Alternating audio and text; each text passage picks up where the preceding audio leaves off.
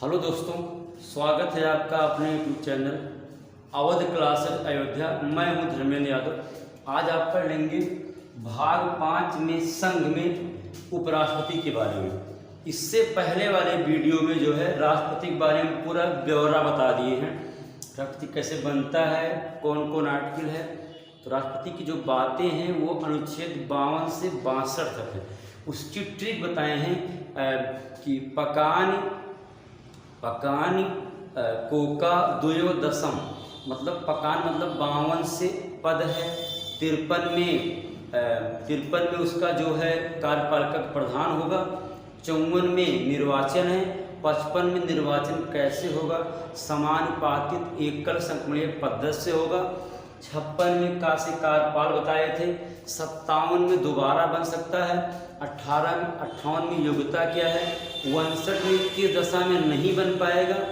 60 में शपथ है। 61 में महाभियोग लगाया जाएगा और 62 में उसके पद कैसे रिक्त होगा।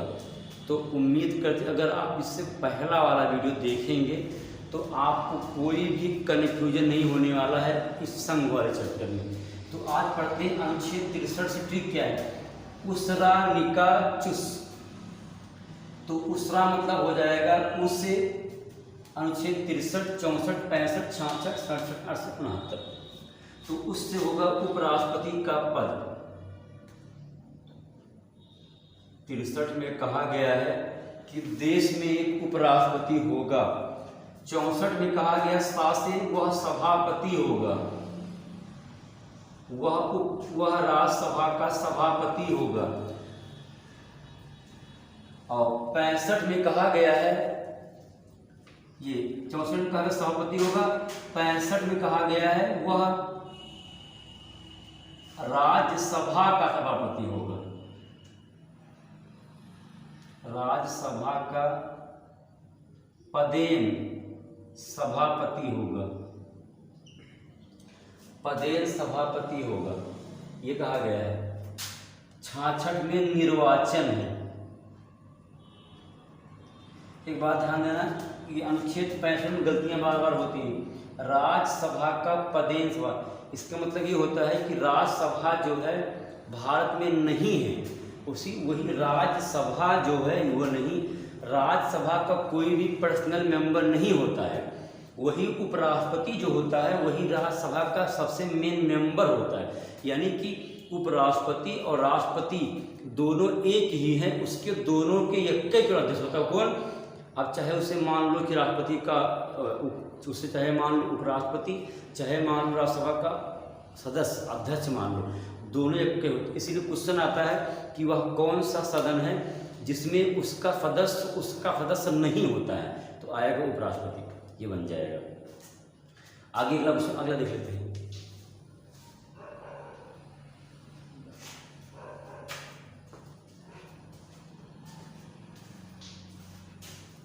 तो ये क्वेश्चन कई बार पूछा गया है कि वह कौन सा सदन है जिनमें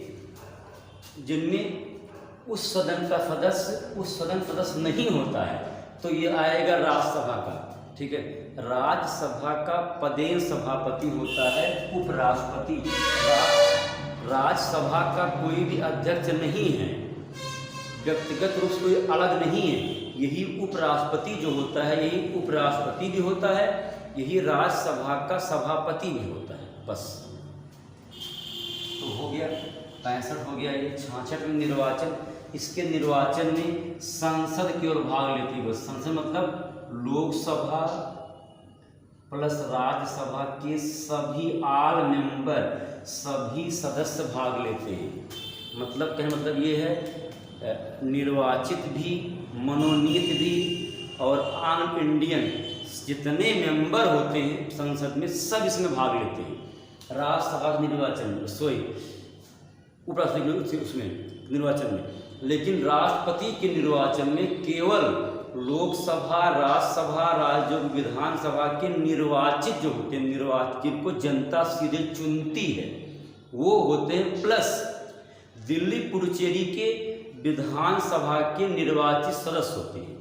फिर सुनिए, राष्ट्रपति के निर्वाचन में राज्यसभा, लोकसभा, राज्यों के विधानसभा प्लस दिल्ली पुडुचेरी के निर्वाचित विधानसभा के सभी निर्वाचित सदस्य मनोनीत किसी में नहीं रहते हैं, लेकिन उपराष्ट्रपति के निर्वाचन में लोकसभा और राज्यसभा की ओर रहती है, लेकिन इनके सभी मेंबर रहते हैं, निर्वाचित भी रहेंगे, मनोनीत भी रहेंगे, एंग्लो इंडियन भी रहेंगे।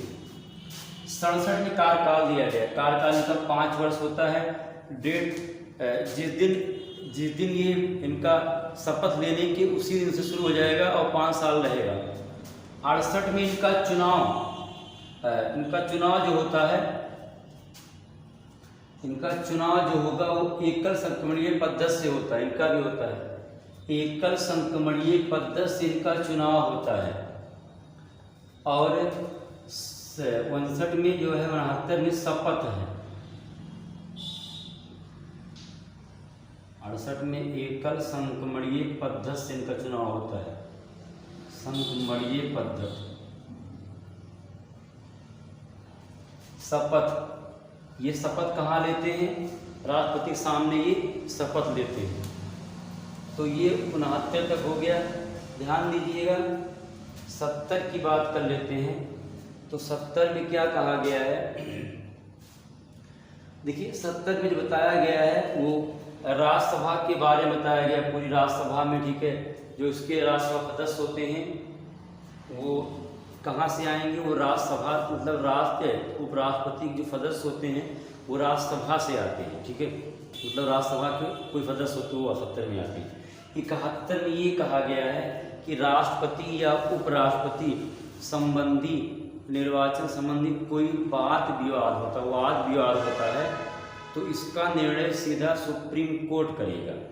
71 में कहा गया है यदि इसमें गलती हो रही है, गलती 70 में ये कहा गया है यदि राष्ट्रपति या उपराष्ट्रपति से संबंधित कोई वाद विवाद हो रहा है तो इसका निर्णय कौन करेगा? Supreme court. फिर सुनिएगा 70 में कहा गया है कि राष्ट्रपति से उपराष्ट्रपति से अगर निर्वाचन में कोई विवाद हो रहा है तो इसका निर्णय सुप्रीम कोर्ट करेगा।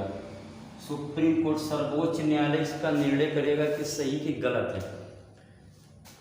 71 में कहा गया यदि राष्ट्रपति या उपराष्ट्रपति दोनों अगर अपने पद पर नहीं हैं तो देश का कार्यभार कौन देखेगा?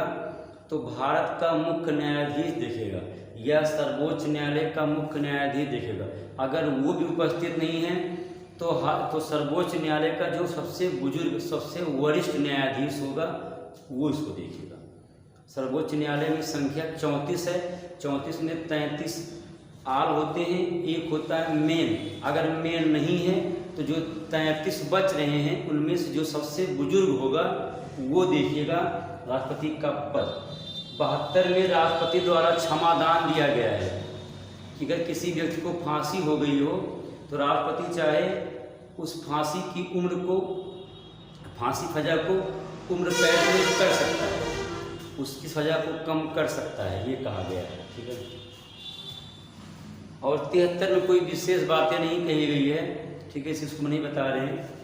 तो फिर सुनिएगा उसरानिका चुस। 63 में उपराष्ट्रपति का पद, 64 में वह राज्यसभा का सभापति होगा, 65 में राज्यसभा का पदेन सभापति होगा, 66 में निर्वाचन संसद मिलकर उसको वोट डालेगी, लोकसभा राज्यसभा के सभी सदस्य। 67 में कार्यकाल 5 वर्ष का होगा शपथ लेने की 30 तारीख से।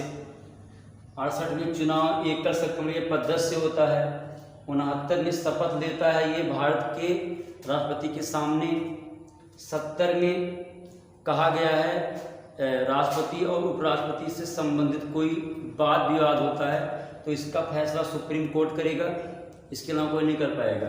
71 में कहा गया है राष्ट्रपति या उपराष्ट्रपति अगर दोनों पद पे नहीं है, अगर दोनों पद पे नहीं है तो भारत का कार्यभार कौन देखेगा?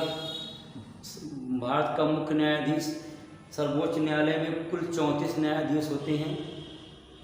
34 में से 33 अन्य, बाकी एक मुख्य होता है। अगर मुख्य भी नहीं है तो जो 33 में से जो सबसे बुजुर्ग हैं वो जो हैं राष्ट्रपति का कार्यभार देखेंगे।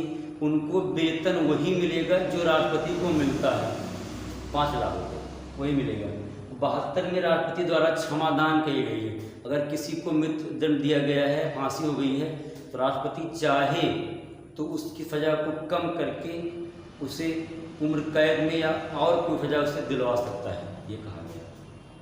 बस इसमें आप अगर वीडियो कम समझ में आ पा रहे हो, आप नीचे कमेंट करिए, भाषा में या किसी में दिक्कत हो, ठीक है, कमेंट करिए और व्यूज़ बढ़ाइए। व्यूज़ नहीं बढ़ रहे हैं, ठीक है, अगर आप व्यूज़ बढ़ाएंगे तभी आपको और अच्छा पढ़ाया जाएगा, बढ़िया से पढ़ाया जाएगा। और तो जो वीडियो पे नए देख रहे हैं वो चैनल को सब्सक्राइब करेंगे।